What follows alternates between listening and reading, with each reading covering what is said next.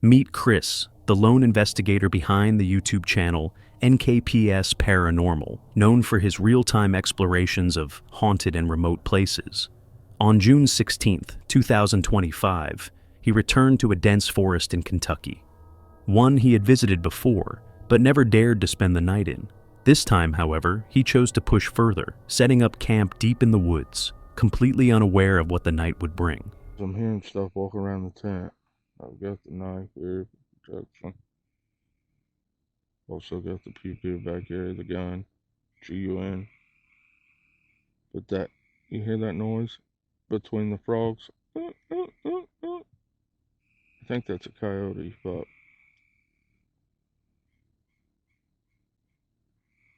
hear that?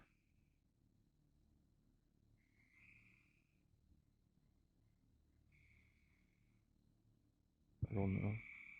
Never heard that noise back here before. Oh, and I already started the old step 2, Steve Wallace style. Got some Southern Comfort in there. Trying to get relaxed, trying to feel this area out, listen to my surroundings.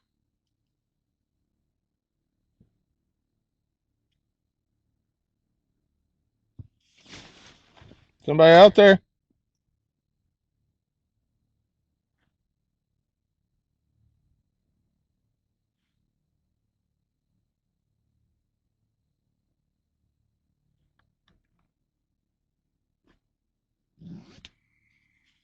Somebody out there?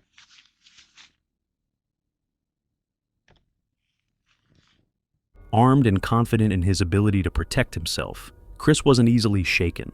But when a strange sound echoed through the trees, unlike anything he'd ever heard before, it left him unsettled.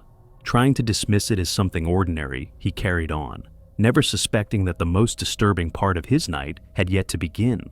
And then we're gonna call it a night. Hey! Hey! What the fuck was that? Jesus Christ. Something just literally jumped on this tent. Despair. Who is out there?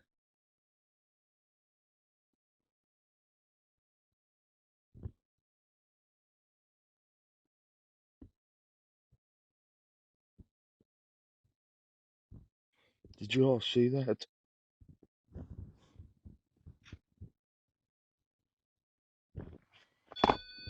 Okay, we're gonna put 7.8. This shit's going haywire. This stuff's going haywire. This stuff's going haywire. This says despair, skeleton, leave. I'm gonna turn it. I'm shook up, guys. Seriously, I don't have a clue what that was. Whatever it was is big. Later, while lying in his tent, Chris felt the weight of something land on top of it, silent, deliberate, and unexplainable. The chilling sensation lingered in his mind, no matter how hard he tried to rationalize it. Driven by a mix of fear and curiosity, he set out into the darkness, scanning the forest for answers. Yet the woods remained eerily quiet, offering nothing. Drained and uneasy, Chris eventually returned to his tent, though true rest never came. The fear of the unknown pressed down on him until dawn finally broke. As sunlight filtered through the trees, he packed up his gear and left the forest behind, carrying with him questions that still had no answers. What's up, Silent Nightmare family? I have something huge to share with you today. We just crossed an incredible milestone, 50,000 subscribers. But now it's time to set our sights even higher. If we hit 100,000 subscribers by the end of September, 10 lucky subscribers will each receive a $50 gift card. You can choose any gift cards. That's $500 in total prizes as a thank you to this amazing community. It's super easy to enter. Subscribe to the channel if you haven't already. Like this video. Comment below with your favorite Silent Nightmare video or your scariest camping story. That's it. Let's hit 100K together and celebrate the only way we know how, with a massive giveaway. It was a clear sunny day when Noah set out for another stealth camping adventure in a nearby forest. By nightfall, he had a small fire going and planned to spend a quiet evening under the stars. Once the flames died down, he climbed into his truck, expecting a peaceful night's rest. But peace was the last thing he would find. I'm currently sleeping in the back of my truck right now. I don't even know what time it is. And there's someone walking around my truck right now. If you can hear that, it's pretty loud. He's been walking around for like 20 minutes already. My gun's in my cab though. I don't really know what to do. I'm a little freaked out right now, and it's like pitch black outside, probably like 2 in the morning, and he just keeps walking around, and he's like really close to my truck. Around midnight, Noah was jarred awake by the unmistakable sound of footsteps circling his truck. These weren't the quick scurries of an animal. They were slow, deliberate human steps. His heart pounded as he froze in place, straining to listen.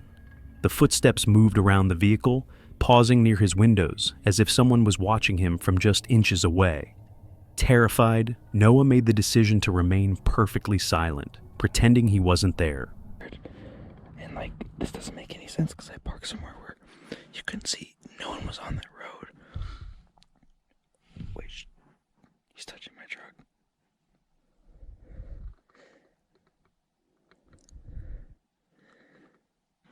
He's literally touching my truck. How am I supposed to get him away? He's literally knocking.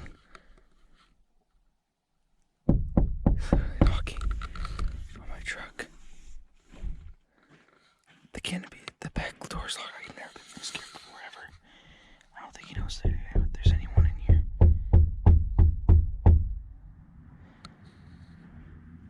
I'm so scared right now.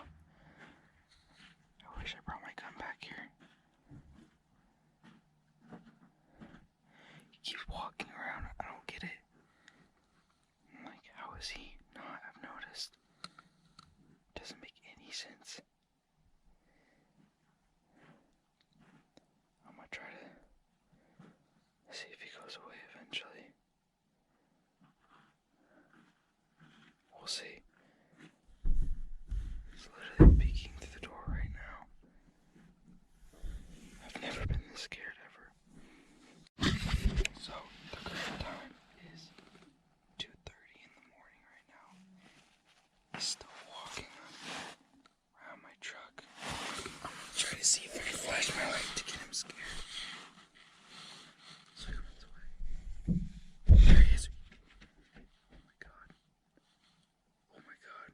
For 15 agonizing minutes, the unseen figure lingered outside, circling, waiting. And then, just as suddenly as it began, the footsteps stopped. Whoever it was, they slipped back into the night. At first light, Noah wasted no time. He jumped into the driver's seat and sped straight home. But when he inspected his truck later that morning, what he discovered was even more chilling. He was trying to peek in my truck quite a bit with all these marks. I didn't even notice until I got home. Handprints there, a lot of scratches, stuff like that. Dragging his finger on my side of my truck. Looks like to be trying to get inside my truck. That's really all I could tell from when he was walking around. That's new. Don't know how that got there. More handprints trying to get in my truck. At least the back canopy was locked, but yeah, that was the result. So that was probably the scariest camping experience I've probably ever had in my entire life. Dozens of handprints smeared across the back window, where someone had clearly been peering inside. Even worse, there were prints on the door handles, as if someone had tried to force their way in. The most disturbing part? Whoever was out there never identified themselves. No lights, no voice, no explanation, just the eerie silence of someone lurking in the darkness. To this day, Noah has never posted an update about what really happened that night. The identity of the mysterious figure remains unknown. This is Nick from the Hunting Public. On a recent bow hunting trip, He and a friend ventured deep into the woods. Despite their efforts, the hunt came up empty. So, they decided to pitch a tent and stay the night, planning to push farther into the forest the next morning. What they didn't realize was that they were about to stumble into something truly bizarre. Viewer discretion is advised.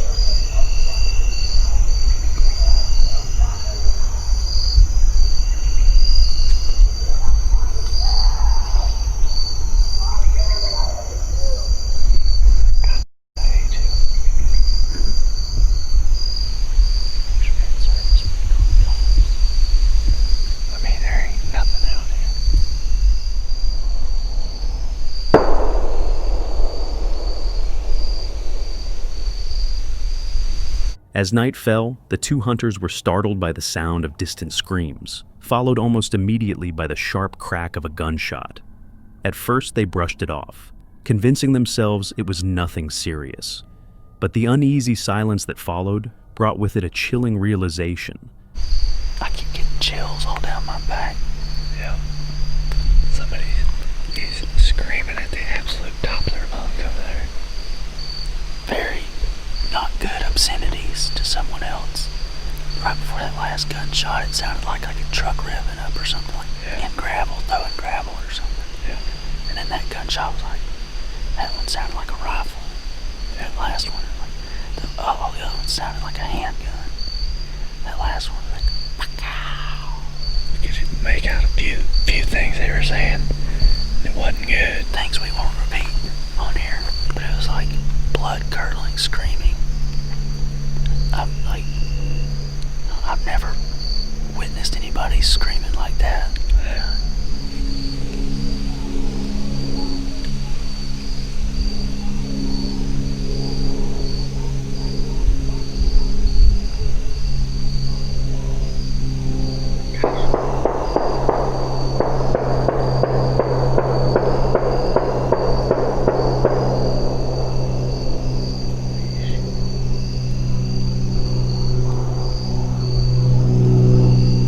Something not good's going on.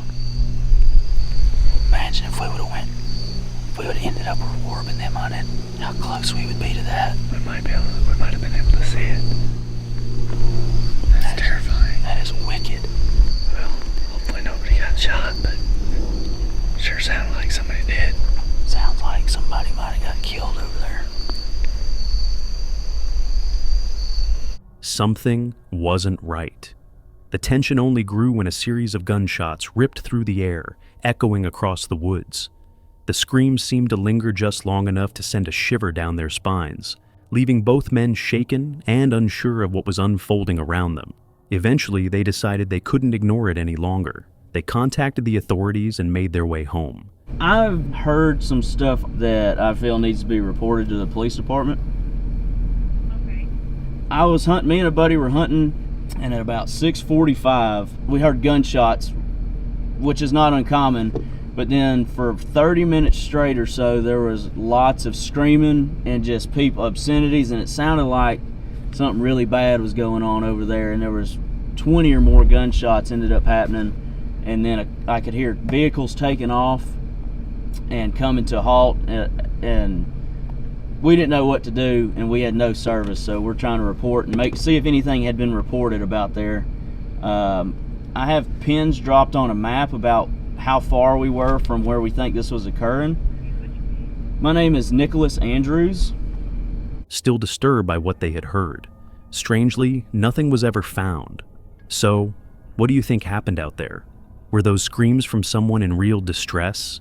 And were the gunshots aimed at them? Or at something else entirely? Share your thoughts in the comments below. Mark Wilkins, a well-loved YouTuber behind the channel The Northeast Georgia Kayak Fishing, had spent over 6 years sharing his peaceful journeys on the water. His videos weren't just about fishing, they were about escaping the chaos of everyday life and reconnecting with nature. To his viewers, Mark represented calm, adventure, and the quiet beauty of solitude. But on December 13th, 2024, what began as another routine fishing trip would become a nightmare that would haunt him forever. That morning, Lake Emery sat under a blanket of mist. A thin veil of fog clung to the surface, the kind that makes the world feel still, almost otherworldly. Mark, ever the adventurer, brought along his longtime friend John. Together, they loaded their kayaks, strapped on their GoPros, and pushed into the water. For the first few hours, everything was perfect, casting lines, swapping stories, and letting the river's current carry them deeper into the bends of the Little Tennessee River. And then, they saw it. A human being? Copy that. Say again? Copy. I think we got a dead body here.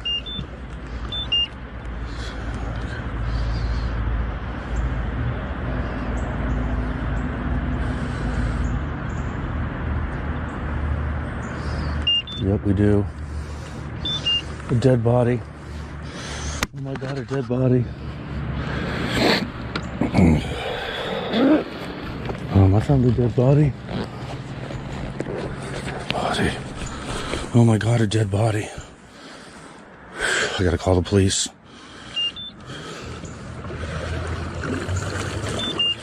It's right there.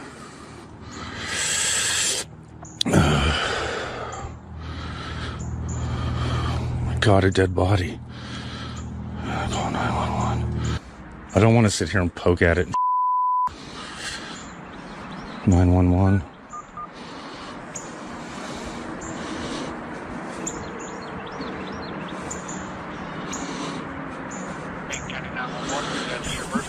I am fishing on Lake Emery and I have come across a dead body. We're out on Lake Emery. I am putting at the boat ramp and I was going down towards the discharge, the water station discharge, and I'm kind of in between the discharge and the boat ramp, heading down towards the dam. Okay, are you in the water? Yeah, I'm sitting here looking at it.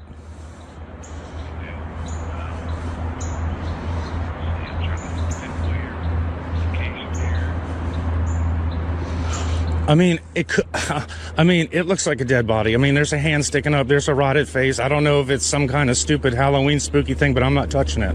So.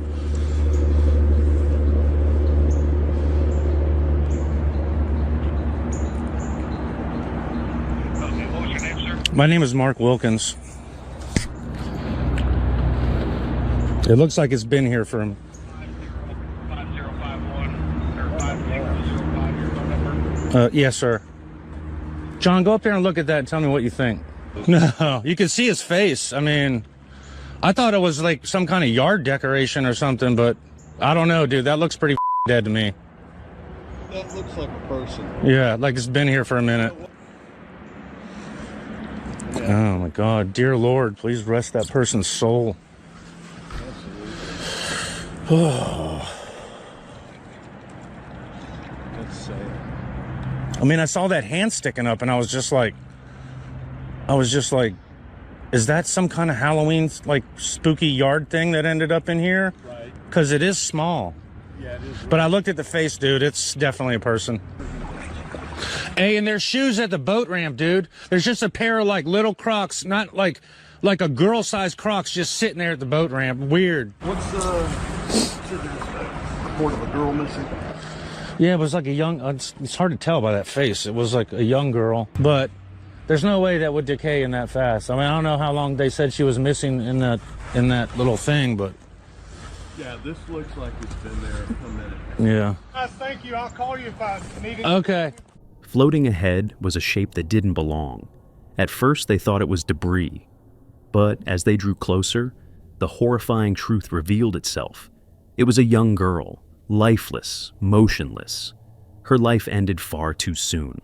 Stunned, Mark and John immediately called the authorities. Within minutes, police arrived, confirming what the men already feared. Further up the riverbank, investigators found a pair of shoes believed to belong to the victim. Who she was, how she ended up there, and what exactly had happened remained a mystery. The peaceful waters of Lake Emery had instantly transformed into a chilling crime scene. Shaken but cooperative, Mark and John gave their statements. Later, Mark uploaded the footage to YouTube. His subscribers flooded the comments with support, hearts breaking for the victim, while praising the men for their composure in such a tragic discovery. In the weeks that followed, however, Mark found it nearly impossible to return to the water. His once serene escape now carried the weight of a nightmare. Though he continued to post, his tone had shifted. Behind his smile, there was always a shadow. Behind his words, a heaviness. For his audience, that video became a stark reminder. Nature, as beautiful as it is, can also conceal unspeakable darkness. For Mark, it was more than that. It was a turning point, one that changed him forever. His love for the outdoors remained, but now with a deeper purpose: to cherish every moment and never take safety for granted. Day's Dark Adventures is known for quiet, solitary escapes into the wild, often with her loyal dogs at her side and her van as home. In this video, Dee has driven deep into the mountains, seeking a peaceful night in the cool air, far from towns, traffic, and any other presence. What begins as a calm evening by the fire soon turns strange. The night's quiet is broken, not by the wind or wildlife, but by something that makes her question who or what might be sharing the darkness with them. While walking near the edge of camp, Dee notices it first. They have a light and they're warm, so we're gonna walk down here just a little. Now, the truck's right there. I'm not going far. They can get out if they need to. They got their own little door. They just don't know it unless they get starved enough to where they start digging. Then they can slide it right open with their little paws. All measures taken. Okay. Okay. Through this. Woo! There is a buzzing. Buzzing. It's like an electrical wire, but there's none here. Listen, let me walk you into this. This is all laid down by deer and other things.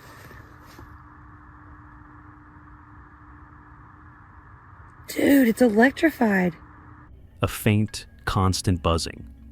It's almost electrical in tone, but there are no wires, poles, or running water to explain it.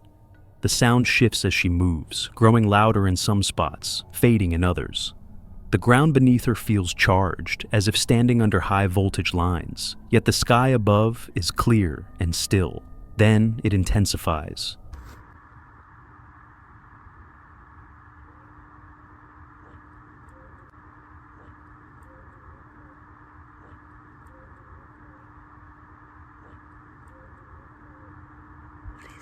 Hmm?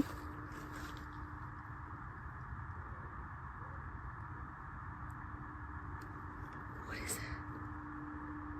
It's dude. Is it in the? Is that what this is? Dude, it's getting louder over here. I don't know what's happening. The only thing else I can.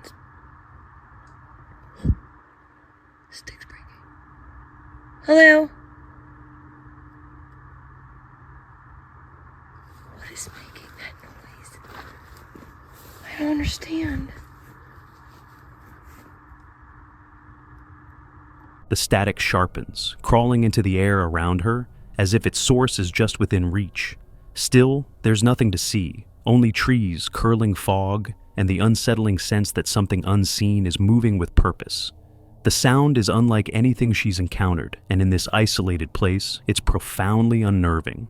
Despite the growing fear, Dee's curiosity pushes her onward. She keeps investigating, trying to uncover whatever is making the eerie sound. But unease grows, and eventually she retreats to her van.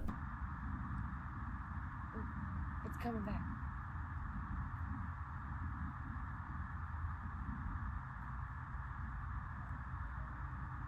It's not my light.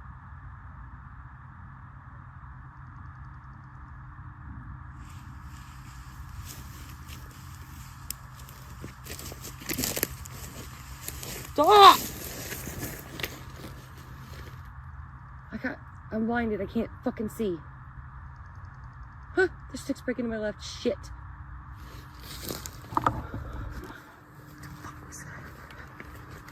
I hate fields. I hate tall grass. I hate it. I got a yellow spot in the middle of my eyes.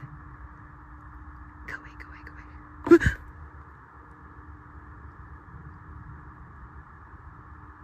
Dude.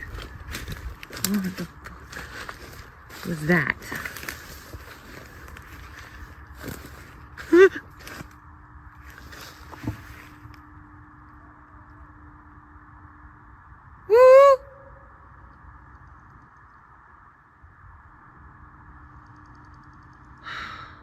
I can't see.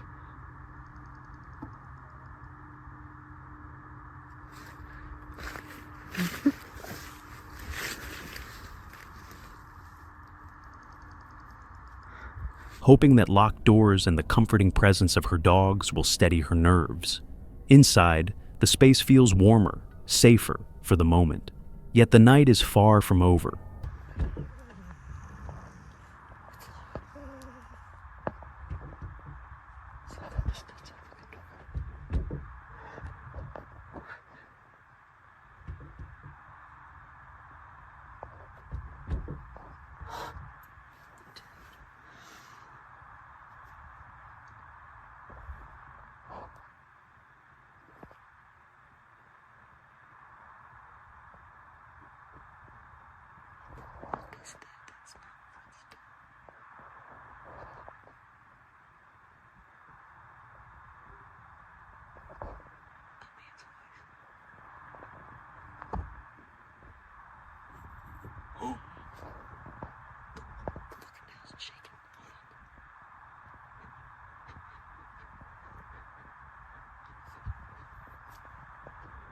Strange and unexplained events unfold slowly at first, then more persistently. Dee becomes increasingly certain that something is out there, watching from the shadows, moving just beyond the reach of her flashlight. The sensation is deliberate, almost knowing, as if whatever it is understands how to remain hidden. Dee suspects a cryptid or some other mysterious creature, and many viewers agree, citing the sounds, subtle movements, and the uneasy behavior of her dogs as proof she wasn't alone. But is it real? Or is the stillness of the mountains playing tricks, letting imagination twist ordinary noises and shadows into something sinister? Out here, in the quiet isolation of the high country, the line between reality and imagination blurs. So, what do you think? Was Dee truly being watched, or was fear shaping the night around her?